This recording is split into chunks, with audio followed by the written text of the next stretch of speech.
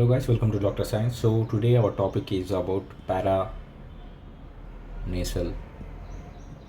sinuses. So in this topic we are going to talk about what is the definition of a sinus and what are the different types of sinuses. Okay. So first of all I would like to explain that what is meant by a sinus. So imagine this is your head, okay, and these are your eyeballs, and below these eyeballs there are hollow cavities. Okay, these hollow cavities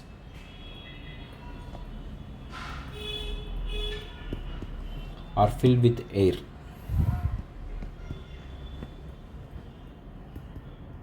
Now why they are filled with air? The answer is simple. Imagine instead of air there is water here, or if there is bone, obviously the weight of the head will increase, right? Weight of the head will increase, and I don't think you can lift your head. So obviously what the god does is that he filled these cavities with air. Hence our head is like a balloon. It is a little bit lightweight, right? We can move our head left and right because these cavities are filled with air. Okay, so sinuses are nothing but air filled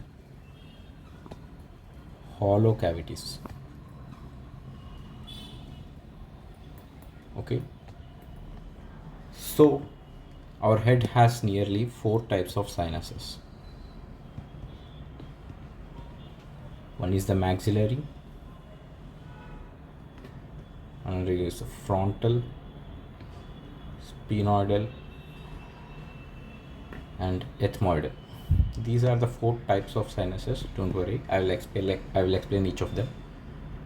So if you understand the definition, sinuses are nothing but hollow cavities which are filled with air in order to keep our head light in weight. Okay, so what are the different types of sinus? Please draw this diagram with me. So this is the head of the person, and these are your ears. Okay, so here is your eyes. Below the eyes we have cheeks, right? And here near the cheeks there is a big sinus. This sinus is very big, and the sinuses are paired structures. Okay, so here is a big sinus, and this sinus is called as your maxillary sinus. Okay, maxillary sinus is one of your biggest sinus. I would like to say some of the important things regarding this one. Please note it. It is one of your biggest sinus,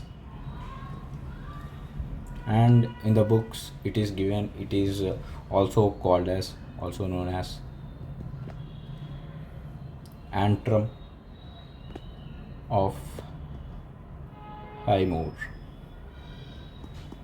Okay, it is also known as the antrum or antrum of Highmore. So you have to note that one, maxillary sinus. And if you are following my lectures like in a given order, then obviously you know that the maxillary sinus usually opens into the, suppose this is the maxillary sinus, it is opening into the middle meatus. I already talked about this in the previous lectures, so please watch my videos regarding that one. So what are the structures that are opening into the medial structure, medial meatus? The mnemonic is FES, right? F for frontal sinus, E for ethmoidal sinus, the anterior part. Don't worry, I will discuss this one. And finally the sphenoidal sinus. Sorry, this is not FEM was the mnemonic. M stand for maxillary sinus. So the maxillary sinus is draining into the or opening into the middle meatus. Now Not only that, I would like to discuss the important thing here.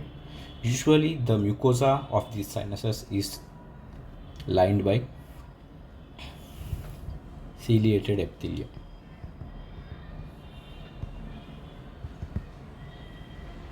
Okay, so in the case of sinusitis, I will discuss sinusitis in a complete different video.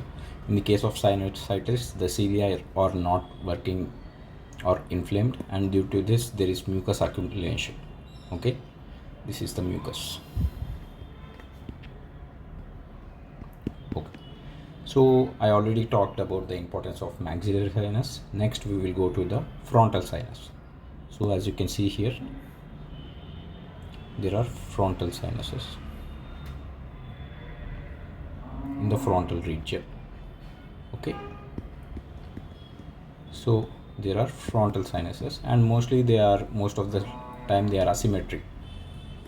Asymmetric means one is if the right one is, sometimes in some people the right one is bigger, and in some people the left one is bigger. It is kind of asymmetric. Okay, so that is the importance of frontal sinus. Next we will talk about the sphenoid sinus. Okay, sphenoid sinus. In order to understand the sphenoid sinus, I would like to show this diagram here. So please take a look at this one. I already told you there is frontal sinus. Ethmoidal sinus I will discuss in the next video, don't worry about it. And here is the maxillary sinus, which is the biggest one. Okay, so here is the maxillary sinus, aka the sinus antrum of Highmore, which is the biggest sinus in humans. And here is the frontal sinus. So this is the frontal sinus, this is the maxillary sinus, and where is the sphenoid sinus? So as you can see here, suppose this is the frontal sinus here. The frontal sinus is in front, and as you can see here, this is the sphenoid sinus, which is lying behind. Okay, it is literally lying in the middle cranial fossa. I will just draw a diagram here so you can understand. Please put the heading sphenoid sinus. This is very, very important. Please listen carefully. So usually our head is divided into three parts. I mean, the cranium is divided into three parts. Okay, this is the greater wing of sphenoid and the lesser wing of sphenoid. This is the sphenoid bone. Okay,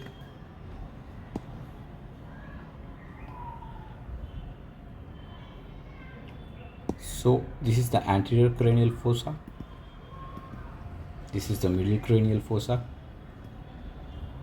and this is the posterior cranial fossa. As you can see, there is a purple color bone here. This bone is the sphenoid bone. Inside this sphenoid bone we have the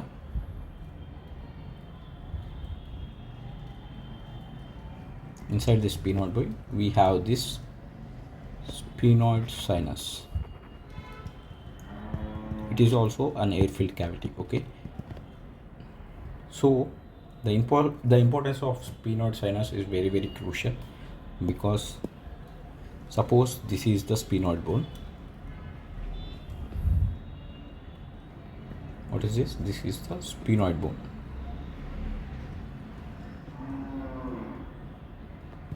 And inside it lies the sphenoid sinus. Now if there is an infection here, unfortunately this guy got sinusitis in the sphenoid sinus. Okay, and there is increased bacteria here. So what are the structures passing what are the structures which are passing here? So obviously please note that usually the cavernous sinus is passing through the sphenoid sinus. So what will happen if there is infection here? Obviously the cavernous sinus will get infected. right, there will be an infection in the cavernous sinus, and this will lead to cavernous sinus thrombosis. Okay, so this is one of the important point to be noted here. I'm not going to talk about a cavernous sinus thrombosis. I will talk about, since this is the ENT part, I will discuss it in the medicine part in the future. Okay, so sphenoid sinus have cavernous sinus beside it, so be careful when you are reading this one. Okay, and finally the sinuses are divided into four types. I talked about the maxillary sinus, I talked about the frontal sinus, I talked about the sphenoid sinus,